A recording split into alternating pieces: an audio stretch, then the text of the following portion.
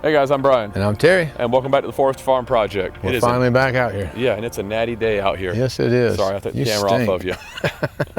It's one of those days. That's what happens with spring and summer. Yeah, actually, I got out walking this morning. I probably brought him in. Probably. Yeah.